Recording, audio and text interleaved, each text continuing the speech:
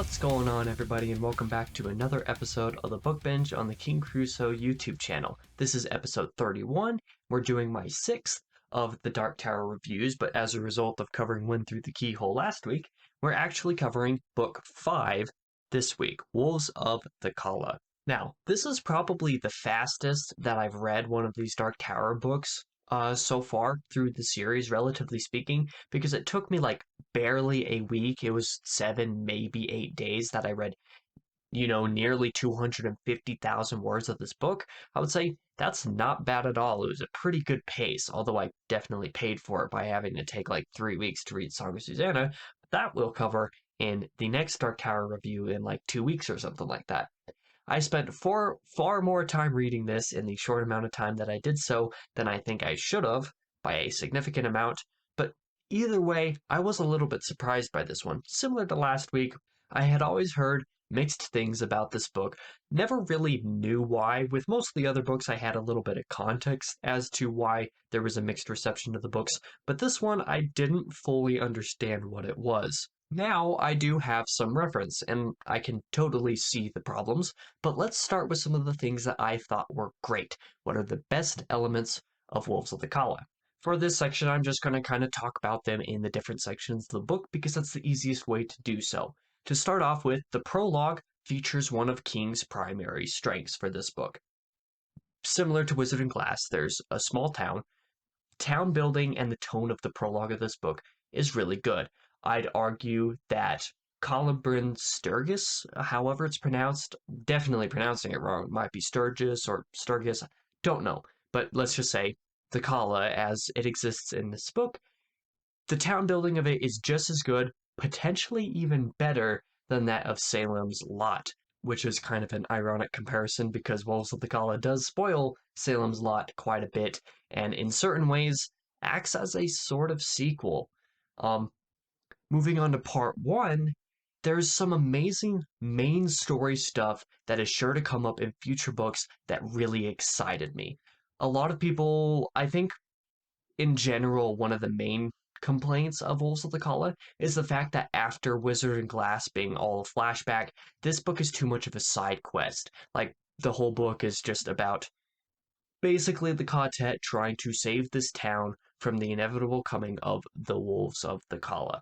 But I would argue that for parts 2 and 3, that is absolutely true.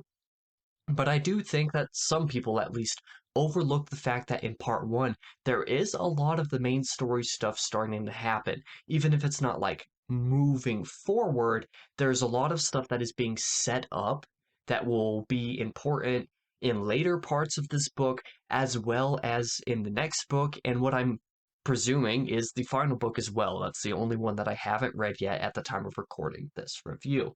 There are things with the Rose, which I can say, the Tower, which I can say, the work done with Susanna that I can say, the number 19, etc. All of it was fantastic. It made me really hype not just for the rest of this book, but for the rest of the series, just as I suggested. Particularly, though, one of my favorite parts of this at least these beginning sections of the book, are the callbacks and the references to previous books as well, because Wolves of the Calla started a trend for the series that is doing some very heavy foreshadowing and laying things out for the future of the series, but it is also calling back to things from previous entries in a way that none of the other books did, at least up to how I interpreted and responded them being a first-time reader of the series. In this book particularly, most of the callbacks were to the first half of the Wastelands, and in a couple spots partially to Drawing of the Three, but I thought that all of these callbacks were really good. And I think it all combined to the material that looks forward in a way that I thought was really awesome. Part 1 of this book was just amazing. Moving into part 2, there is some good world building still, because a lot of it is just the Tet existing in this town, just kind of figuring out what's going to happen and how to take care of the issue. And then there's also the tales being told by some of the other characters within Calla, the town as a whole. There's some history in there that I think really works, that explains some of the stuff of the series and kind of adds some reference for the world that I really appreciated. and also does a good job of setting up some of the tension for the big reveal and some of the stuff that happens in part 3. Part 3, speaking of, as the ultimate finale to this sort of side questy story, was also fantastic. I liked part 3 just as much as part 1. It paid everything off in a really great way, although it wasn't kind to a couple of the characters. I'm going to leave that ambiguous. This finale also brings up some references to previous information, like I said, particularly in early in the Wastelands. Just kind of combined all the stuff in a way that I really liked, super satisfying, even though the anticipation of it was annoying in part 2 in a way, but it was ultimately worth it in part three's reveal. I was caught by surprise by a certain bit of meta inclusions as well in the end of part 2. Now, it's not super spoilery to say that because given the fact that this mid-world and end-world and all that stuff exists as kind of an alternate world to ours is one that we've known about since the very first book. There's a kind of realism. These worlds are connected in some way. So to say that there's some meta elements in this book isn't spoiling anything because, King's always bringing stuff in from the real world. But it does get, it pushes the envelope in terms of the meta stuff as well. I think it's very cool, and I thought there's some very crazy implications for it that were to come in the future of the series. And having read Song of Susanna, I can confirm that that is true. I think there are some people who are going to not like this, and I'm not going to really contextualize it a bit more because of spoilers. But I was at the time of finishing this book, I was like, I'm totally down if what I think is going to happen happens, and I was totally right, by the way, for Song of Susanna. I'm very proud of that. But like I said, there might be some people who dislike it. And having, dislikes and stuff like that, let's move on to some of the things that I think don't work as well in Wolves of the Calla. Wizard and Glass was a really long book, but I loved basically everything about it, even if part 1 should have realistically been in book 3 instead. Wolves of the Calla might be a little bit different. It's also a rather long book, and unfortunately, part 2 was a little bit slow. One of the main characters' tales that is told in 3 parts of the book is really good, but I think it was a bit long-winded in several places where it just didn't need to be. Like I said, the world building was nice, but some of the pacing could have used a little bit of work here. Part 2 is rather slow, given that it's the longest of the 3 parts by a pretty significant margin and has in a lot of ways the least actually happening, for better or for worse.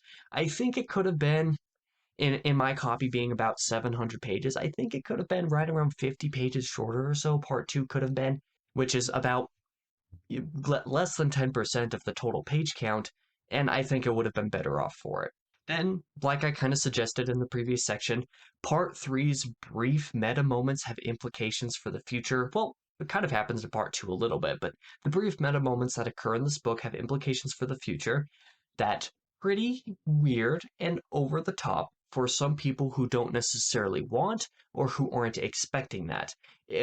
I'm reading my notes because I took these notes before I read Song of Susanna, so I'm just kind of looking. It's like, if my prediction is right, yeah, I totally see why Song of Susanna is regarded as really strange. Well, I was right, and yes, I do see why Song of Susanna is regarded as really strange, even in an already strange series, but that's something we'll talk about in 2 weeks with that review. The point that I do want to make, though, is that this kind of meta complication stuff that occurs in Wolves of the Calla takes very little space in the overall story. So, at least for this installment, you're fine. You might get a little irked if you're really not into it, but I don't necessarily think there will be very many people who have huge complaints about it personally. Overall conclusion that I have for this book is that it did get pretty weird in a couple of places, and a little long-winded in a couple of other places, but overall I did highly enjoy it.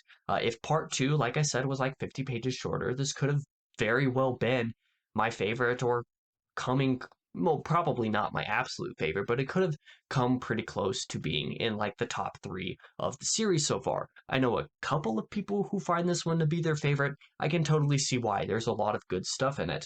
I loved all of the callbacks and the references and the foreshadowing and everything, and I just can't wait to see what the series has in the finale. Because, well, Song of Susanna did get really weird in a couple of spots, but I will talk about that in the next Dark Tower review in a couple of weeks. For now, check out seasonalproductions.com for all of my writing and YouTube content all in one place, and I'll be back later this week, I guess. Yeah, I'll be back later this week with another State of Affairs monthly update video for the channel.